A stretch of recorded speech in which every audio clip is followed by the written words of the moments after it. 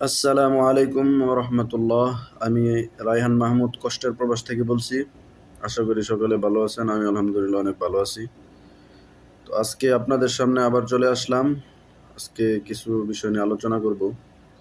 বিষয়টি হলো, আমরা যে প্রবাসে আছি, আমরা যে টাকা ইনকাম করতেছি, তা কি সঠিক মতো ব্যবহার করতে পারতেছি, নাকি মাস শেষ হইলে আমাদের টাকা পয়সা যা আছে খরচ করে সব শেষ।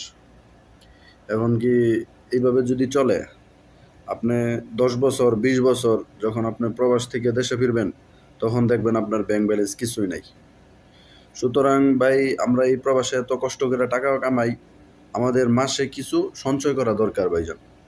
সেটা হোক ব্যাংকের মাধ্যমে, হোক সেটা কিছু স্বর্ণ কেনার মাধ্যমে, কিছু জায়গা জমিন কেনার মাধ্যমে, যাতে আমার টাকাটা সেফ থাকে আর দেশে যাওয়ার পরে যেন আমাদের কোনো সমস্যা না হয়।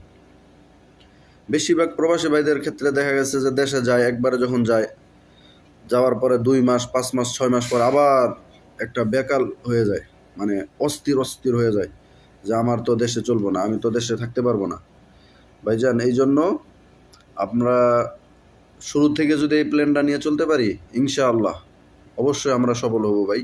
10 বছর 20 বছর অবশ্যই আমাদের ফ্যামিলিকে সাপোর্ট করতে হবে, আমাদের ফ্যামিলিকে, বাবা মা ছেলে সন্তান বেবি বাচ্চাদেরকে টাকা পয়সা দিতে হইব, কিন্তু আমাদের জন্য কিছু কিছু করে হলেও সঞ্চয় করে রাখতে হইব, যে- যেন আমাদেরকে পরবর্তীতে ভবিষ্যতে বিপদে ফেলতে না হয়। মনে রাখবেন প্রবাসী ভাই, আমি একজন প্রবাসী ভাই।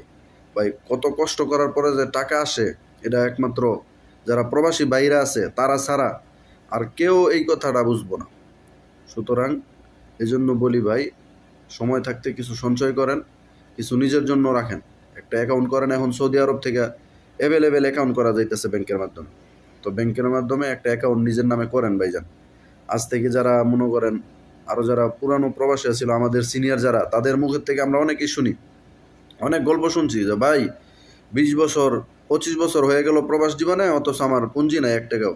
পুঁজি কি?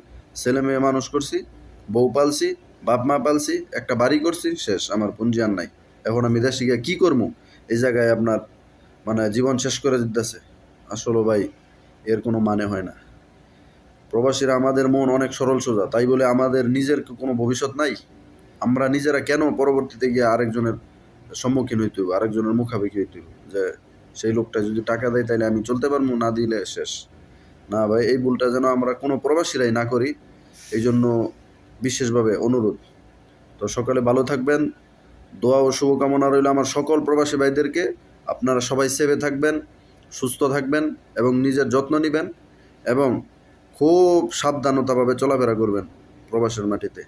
ভালো থাকেন, সুস্থ থাকেন, আল্লাহ হাফেজ। আমার চ্যানেলটি যদি নতুন হয়ে থাকেন, অবশ্যই সাবস্ক্রাইব করে পাশে থাকবেন। ভালোবাসা অবিরাম। আসসালামু আলাইকুম।